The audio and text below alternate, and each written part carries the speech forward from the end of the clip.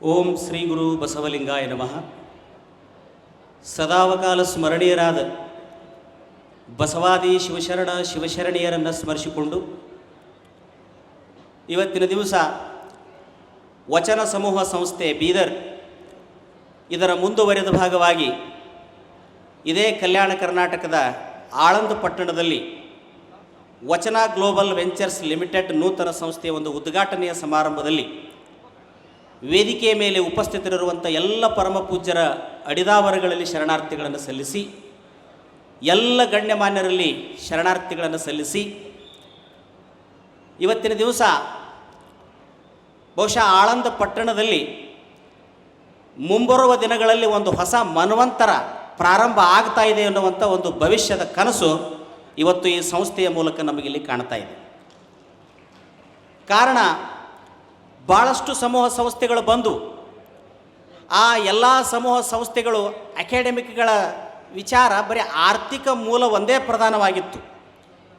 ಆದರೆ ಇವತ್ತು ವಚನ ಸಮೂಹ ಸಂಸ್ಥೆ ಅಂತ ಏನು ಬಂದಿದೆಯಲ್ಲ, ಈ ಅನುಭವ ಗ್ರೀನ್ ಸಿಟಿ ಅಂತ ಒಂದು ಹೊಸ ಯೋಜನೆಯನ್ನು ಹಾಕಿಕೊಂಡು ಬಂದಿದ್ದಾರಲ್ಲ, ಇವರ ಯೋಜನೆ ಬರೀ ಆರ್ಥಿಕ ಮೂಲ ಒಂದೇ ಅಲ್ಲ, ಸಮಗ್ರವಾಗಿ ಮಾನವರನ್ನು ಎತ್ತುವಂತಹ ಸರ್ವಾಂಗೀಣ ಪ್ರಗತಿಯ ಒಂದು ಧ್ಯೇಯೋದ್ದೇಶವನ್ನು ಇಟ್ಟುಕೊಂಡಿರ್ತಕ್ಕಂಥ ಸಂಸ್ಥೆ ಇದು ಅಂತ ತಿಳ್ಕೊಂಡು ಹೇಳಿದರೆ ತಪ್ಪಾಗಲಿಕ್ಕಿಲ್ಲ. ಎಲ್ಲವನ್ನು ಒಳಗೊಂಡಿರ್ತಕ್ಕಂಥ ವ್ಯವಸ್ಥೆ ಇದೆ ಇಲ್ಲಿ.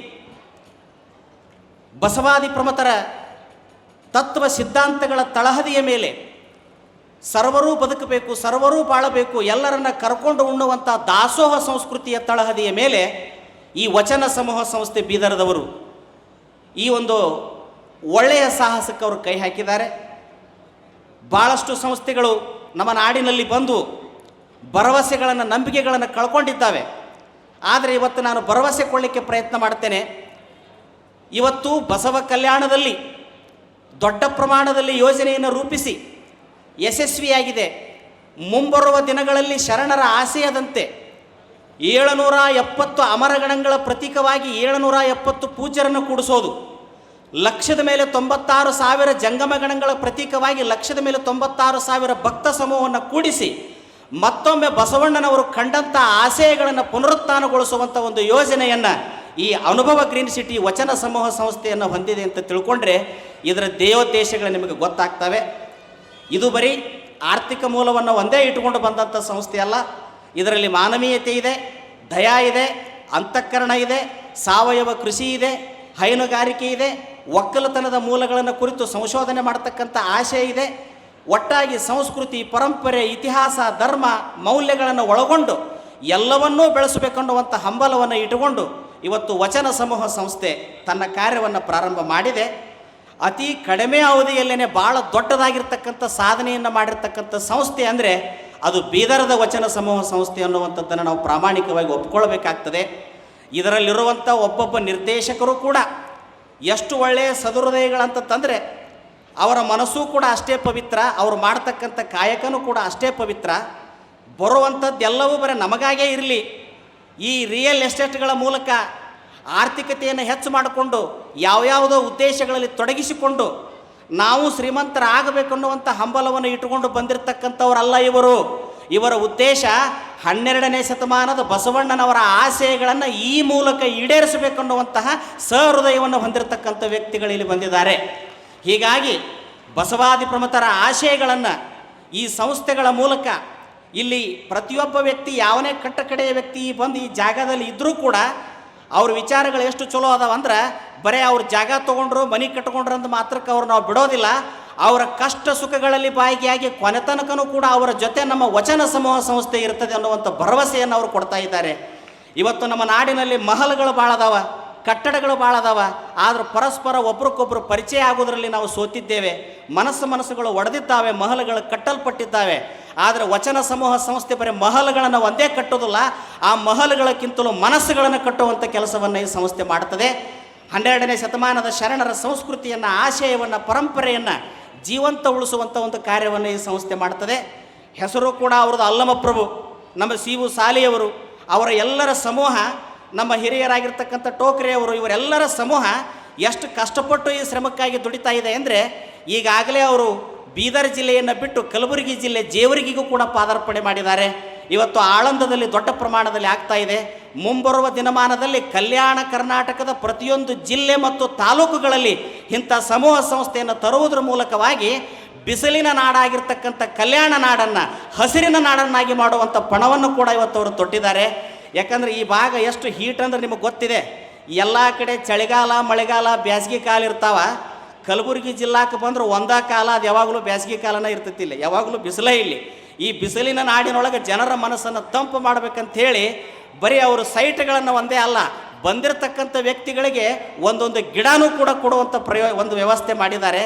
ತೆಗೆದುಕೊಂಡು ಹೋಗ್ತಕ್ಕಂಥವ್ರು ಆ ಅನುಭವ ಗ್ರೀನ್ ಸಿಟಿ, ಹೆಸರೇ ಅನುಭವ ಗ್ರೀನ್ ಸಿಟಿ. ಅಂದರೆ ಇಲ್ಲಿ ಒಳಗೆ ಬಂದರೆ ನಿಮಗೆ ಹಸಿರಾಗಿ ಕಾಣಬೇಕು. ಎಲ್ಲಿ ಹಸಿರು ಇರ್ತದೆ ಅಲ್ಲಿ ಉಸಿರಿರ್ತದೆ, ಎಲ್ಲಿ ಉಸಿರಿರ್ತದೆ ಅಲ್ಲಿ ಜೀವನ ಪ್ರಾರಂಭ ಆಗ್ತದೆ. ಅದಕ್ಕೆ ಹಸಿರನ್ನು ಉಳಿಸುವಂಥ ಪ್ರಯತ್ನವನ್ನು ಇಲ್ಲಿ ಮಾಡ್ತಾ ಇದ್ದಾರೆ. ಅದಕ್ಕೆ ಇದು ಗ್ರೀನ್ ಸಿಟಿ ಆಗ್ತದೆ. ಇದು ಬರೀ ಕಟ್ಟಡಗಳ ಸಿಟಿ ಆಗೋದಿಲ್ಲ, ಇದು ಹಸಿರಿನ ಸಿಟಿ ಆಗ್ತದೆ. ಸಂಸ್ಕೃತಿ, ಪರಂಪರೆ, ವಚನಗಳ ಆಶಯ ಅಧ್ಯಯನಗಳು ಕೂಡ ಇಲ್ಲಿ ನಡೆಯಲ್ಪಡ್ತವೆ. ಇವೆಲ್ಲವನ್ನು ಒಳಗೊಂಡಿರ್ತಕ್ಕಂಥ ಈ ಸಂಸ್ಥೆ ಬೃಹದಾಕಾರವಾಗಿ ಬೆಳೀಲಿ ಅನ್ನುವಂಥ ಆಶಯವನ್ನು ಕೂಡ ಮಾನ್ಯ ಮಾಜಿ ಮುಖ್ಯಮಂತ್ರಿಗಳವರು ಕೂಡ ವ್ಯಕ್ತಪಡಿಸಿದ್ದಾರೆ. ಪೂಜ್ಯ ಗುರುಗಳವರು ಕೂಡ ಬಂದಿದ್ದಾರೆ. ಇವರೆಲ್ಲರ ಆಶಯದೊಂದಿಗೆ ಕರ್ನಾಟಕದಲ್ಲಿ ನಾವು ಭಾಳಷ್ಟು ಸಂಸ್ಥೆಗಳನ್ನು ನಂಬಿ ಮೋಸ ಹೋಗಿದ್ದೇವೆ. ಸ್ವತಃ ನಮ್ಮ ಜಿಲ್ಲೆಯಲ್ಲೇ ಕೂಡ ಇಂಥ ವಿಚಾರಗಳನ್ನು ಹೊತ್ತುಕೊಂಡು 4-6 ಜನ ಬಂದರೆ ಫ್ಲಾಪ್ ಆಗಿ ಹೋಗಿಬಿಟ್ರು. ಕಾರಣ ಅವರ ವಿಚಾರಗಳು ಸರಿ ಇರಲಿಲ್ಲ, ಉದ್ದೇಶಗಳು ಸರಿ ಇರಲಿಲ್ಲ. ಆದರೆ ಇವತ್ತು ಯಾಕೆ ಅಲ್ಲಮಪ್ರಭು ಅವರು ಯಶಸ್ವಿ ಆಗ್ತಾ ಇದ್ದಾರೆ ಅಂದರೆ, ಅಲ್ಲಮಪ್ರಭು ಅವರು ಹೇಳ್ತಾರಲ್ಲ, ಜ್ಞಾನವೆಂಬುದು ನಿನ್ನ ರತ್ನ ಅಂತೇಳಿ. ಅದಕ್ಕೆ ಅವರು ಜ್ಞಾನಕ್ಕೆ ಬೆಲೆ ಕೊಡ್ತಾರೆ ಹೊರತು ಹಣಕ್ಕೆಂದು ಬೆಲೆ ಕೊಟ್ಟವರಲ್ಲ. ಆ ಜ್ಞಾನವಂತರನ್ನು ಗೌರವಿಸಿ ಬೆಳೆಸುವಂಥ ಕೆಲಸವನ್ನು ವಚನ ಸಮೂಹ ಸಂಸ್ಥೆಯವರು ಮಾಡ್ತಾ ಇದ್ದಾರೆ. ಆ ಹಿನ್ನೆಲೆಯಲ್ಲಿ ಇವತ್ತು ಆಳಂದ ಪಟ್ಟಣ ವಿಪರೀತವಾದ ಬಿಸಿಲಿನಿಂದ ತನ್ನ ಬೇಗುದಿಯಲ್ಲಿ ಕುದಿತಾ ಇದೆ. ಮುಂದೆ ಈ ಅನುಭವ ಗ್ರೀನ್ ಸಿಟಿ ಬಂದರೆ ಆಳಂದ ಪಟ್ಟಣ ಮಲೆನಾಡಾಗುವುದರಲ್ಲಿ ಸಂಶಯವಿಲ್ಲ ಅನ್ನುವಂಥ ಮಾತನ್ನು ಕೂಡ ಈ ಸಂದರ್ಭದಲ್ಲಿ ವ್ಯಕ್ತಪಡಿಸ್ತೇನೆ. ಅದಕ್ಕಾಗಿ ಇವರ ಜೊತೆ ಕಲ್ಯಾಣ ಕರ್ನಾಟಕದ ಜನ ನಿಂತುಕೊಳ್ರಿ. ಕಲ್ಯಾಣದ ನಾಡಿನ ಶರಣರ ಜೊತೆ ನೀವು ನಿಂತ್ರಿ, ಶರಣರಿಗೆ ನೀವು ನಿಂತು ಕೈ ಎತ್ತಿದ್ರಿ, ನಿಜವಾಗಿಯೂ ನಿಮ್ಮ ಕೈ ಕಲ್ಪವೃಕ್ಷ ಆಕತಿ, ನಿಜವಾಗಿಯೂ ನಿಮ್ಮ ಬದುಕು ಹಸನಕತಿ. ಇದಕ್ಕೆ ಯಾರು ಸಾಕ್ಷಿಯಪ್ಪ ಅಂದ್ರೆ ಬಸವಾದಿ ಪ್ರಮತರೇ ಸಾಕ್ಷಿ, ಕೂಡಿರ್ತಕ್ಕಂಥ ಜನಗಳೇ ಸಾಕ್ಷಿ, ಇಲ್ಲಿರುವಂಥ ಪೂಜ್ಯರೇ ಸಾಕ್ಷಿ ಅನ್ನುವಂಥ ಮಾತನ್ನು ನಾನು ಹೇಳಿಕ್ಕೆ ಇಚ್ಛೆಪಡ್ತೇನೆ. ಅವರ ಕಾರ್ಯ ಯಶಸ್ವಿಯಾಗಲಿ. ಬಸವಣ್ಣವರು ಕಂಡ ಆಶಯಗಳು ಈಗಿನ ಕಾಲದಲ್ಲಿ ಇವರ ಮೂಲಕ ಹೆಚ್ಚಿನ ರೀತಿಯಲ್ಲಿ, ಯಾಕಂದರೆ ಇವತ್ತು ನಾವು ಸಂಘರ್ಷದ ಕಾಲದಲ್ಲಿದ್ದೇವೆ. ನಮ್ಮ ಶರಣರ ಹೆಸರುಗಳನ್ನು ಹೇಳ್ಕೊತಾನೆ, ನಮ್ಮ ಶರಣರ ಹೆಸರನ್ನು ತಿರುಚಿ, ಶರಣರ ತತ್ವಗಳನ್ನು ತಿರುಚಿ ಸಮಾಜಕ್ಕೆ ಅನ್ಯಾಯ ಮಾಡ್ತಕ್ಕಂಥವ್ರ ಒಂದು ಗುಂಪು ಬೃಹದಾಕಾರವಾಗಿ ಬೆಳೀತಾ ಇದೆ. ಅದನ್ನು ನಾವು ಅಡಗಿಸಬೇಕು ಅಂದರೆ ಅದಕ್ಕೆ ನಾವು ಕೈ ಹಚ್ಚಬಾರದು. ಇಂತಹ ಸಮೂಹ ಸಂಸ್ಥೆಗಳನ್ನು ಬೆಳೆಸಿ ಭಕ್ತ ಸಮೂಹಕ್ಕೆ ವಚನ ಸಂಸ್ಕೃತಿಯನ್ನು ತಿಳಿಸುವುದರ ಮೂಲಕ ನಾವು ಆರ್ಥಿಕವಾಗಿ ಸಬಲರಾದರೆ ನಿಜವಾಗಿ ಈ ಸಮಾಜ ಭದ್ರವಾಗಿ ಉಳಿತದೆ. ಆ ಹಿನ್ನೆಲೆಯಲ್ಲಿ ವಚನ ಸಮೂಹ ಸಂಸ್ಥೆ ಭಾಳ ದೊಡ್ಡ ಕೆಲಸವನ್ನು ಮಾಡಲಿ ಅನ್ನುವಂಥ ಧ್ಯೇಯೋದ್ದೇಶವನ್ನು ಹೊಂದಿದೆ. ಅವರಿಗೆ ಶಿವಶರಣರು ಹೆಚ್ಚಿನ ಶಕ್ತಿ ಸಾಮರ್ಥ್ಯವನ್ನು ಕೊಟ್ಟು ಇನ್ನೂ ಈ ಸಂಸ್ಥೆ ಬೆಳೀಲಿಕ್ಕೆ ಸಹಕಾರ ಮಾಡಲಿ.